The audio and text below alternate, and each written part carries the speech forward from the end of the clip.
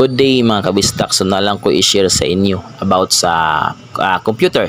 So natay auto shutdown. So thank you kay ni sir sa imong gi-share sa among software. So gamit kini sa among negosyo. So thank you kayo, tapos ako pong i-share para daghan ta makabalo. So kung naganahan mo ni nga clip, please share. Tapos ang link ani dito na ko ni-button sa akong YouTube channel.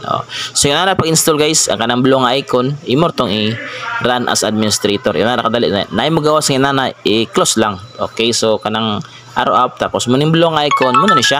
So automatic na admin atong password na. So pag human ani is ato na i-click ang gear icon.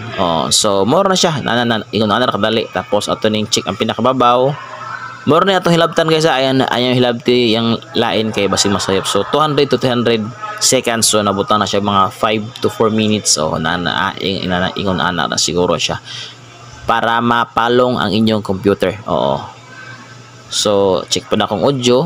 So mora siya kanapod, i-check po nimo na ang kanipod, i-check po kamo na lay basa na mga kabisdak.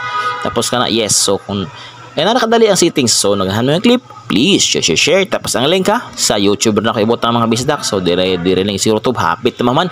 Amping God bless all.